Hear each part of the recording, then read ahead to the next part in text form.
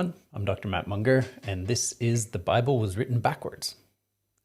So in the past couple of weeks, I've been doing videos on creation and looking at the way the creation stories in Genesis 1 and 2 look backward at ancient Near Eastern literature. So you can check out those videos here. But today, what I want to do is continue down the transmission and reception highway and look at the way a New Testament text is reinterpreting the creation as found in the Hebrew Bible. So what we're going to do is look at John chapter 1 and the way it reinterprets the idea of creation in the early Christian context. So let's just jump right into it. Now, the beginning of the Gospel of John is something that scholars tend to think was composed separately from the Gospel of John, but was included as a kind of a prologue, that it may have been an early Christian hymn or something of the sort, but that it's a unit that belongs separate from the rest of the Gospel. So we're going to look at parts of that here and see how it relates to the idea of creation. So let's look at the text. In the beginning was the Word, and the Word was with God, and the Word was God. He was at the beginning. All things came into being through him, and without him, not one thing came into being. What has come into being in him was life, and life was the light of all people. The light shines in the darkness, and the darkness did not overcome it. Let's look at what this passage in John is looking backwards to, because it's clear that it wasn't written in a vacuum, but it's playing on earlier ideas. I think the connection between John 1 and Genesis 1 is just as clear for a modern reader as it would have been for a Greek-speaking Jew in antiquity. The first three words in English are "in the beginning." This is found in both texts, both in John 1 and in Genesis 1. And this is the same in the Greek. So the Greek beginning of the Gospel of John is en arche, and this is exactly the same as we find in the Greek translation of the book of Genesis from the translation known as the Septuagint, where it is en arche. So the beginning of the gospel reflects the beginning of the book of Genesis and sets the tone with this expectation that this has to do with creation. Now, if we continue, we see that the idea of creation is, of course, present in the text. The Gospel of John continues with, "was the Word, and the Word was with God, and the Word was God." So what we see is that there is a play on the idea of what happens after the first words. So in Genesis, in the beginning, the next word is created. So in the beginning, God created.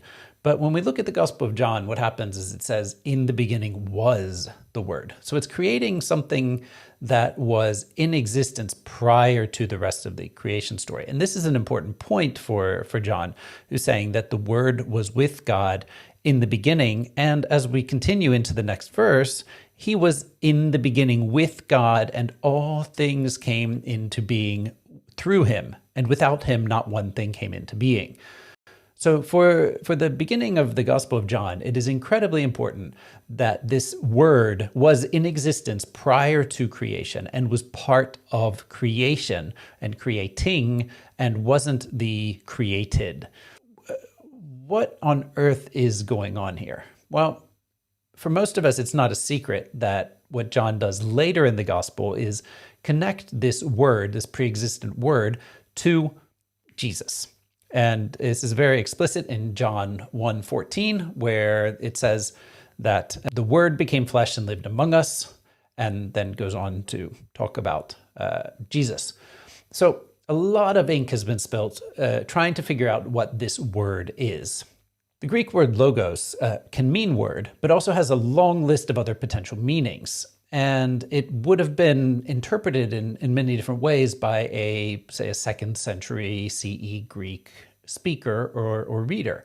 One possibility, if we read this within a Jewish context, is that the word or logos is looking backward at the texts in the Hebrew Bible, just like we have in Genesis 1, where God creates through his word.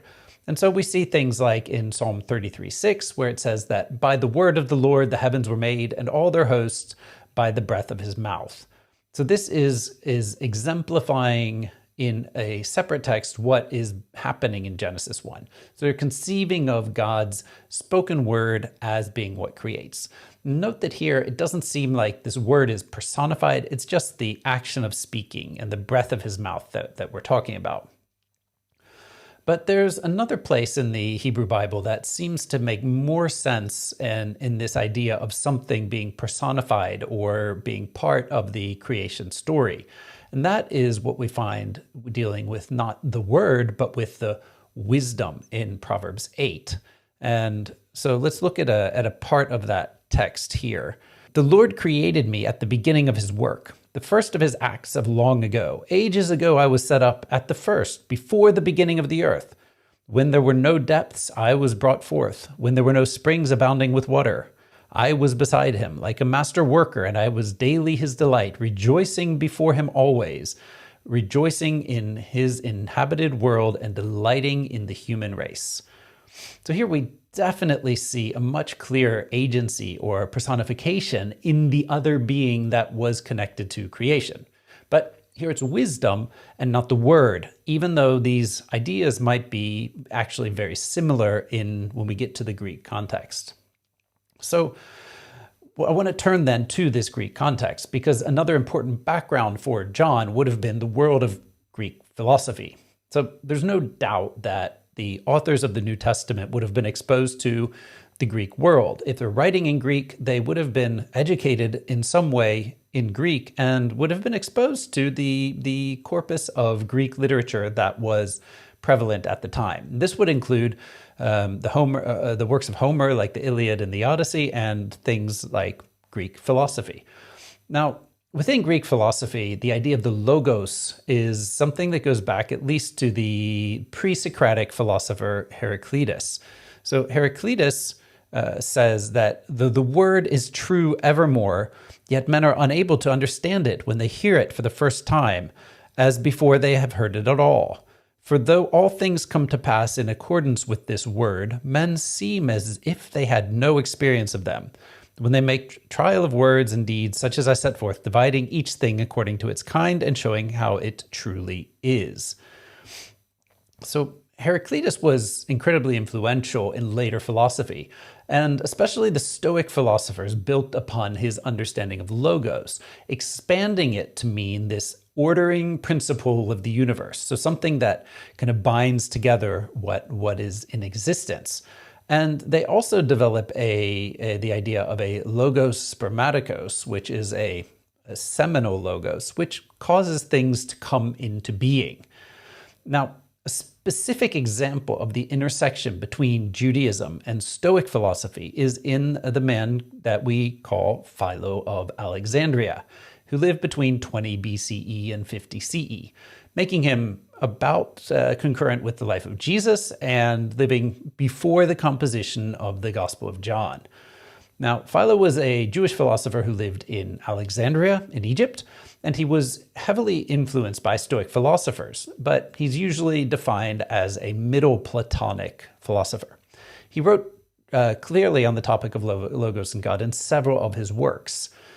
He maintains the earlier understanding of the logos as a universal force that was articulated by Heraclitus and the Stoics. And in his text on Flight and Finding, he says, "For the word of the living God, being the bond of everything, as has been said before, holds all things together and binds all the parts and prevents them from being loosened or separated." Elsewhere, he goes into more detail, claiming that the logos was the intermediary through which God created the world. Philo writes about this in his Allegorical Interpretations, Book 3. This is where the connection to Genesis 1 is clearest, as Philo cites the text directly. He says, "But the shadow of God is his word, which he used like an instrument when he was making the world. And this shadow, and, as it were, the model, is the archetype of other things. For as God himself is himself the model of that image which he has now called a shadow, so also that image is the model of other things, as he showed when he commenced giving the law to the Israelites and said, 'And God made man according to the image of God.' As the image was modeled according to God, and as man was modeled according to the image, which thus received the power and character of the model. So, according to Philo, God used the Word as a model that he used when creating the world. This Word is like God's shadow, something that is clearly the result of God and dependent on God, but not God himself. The existence of something that mediated between God or the divine unity or whatever you want to call it and the material world was incredibly important in the philosophical discussions of antiquity because the material world was seen as necessarily the result of God, but the problem of the fallibility and corruptibility of the material world made it necessary to have some sort of buffer between the material world and God, because it would be a problem if bad things came from the divine goodness. So we haven't gotten that far, actually, in modern times. One more connection that is important here is the way that Philo gives Logos the status of being the firstborn and connects it to the idea of being the Son of God.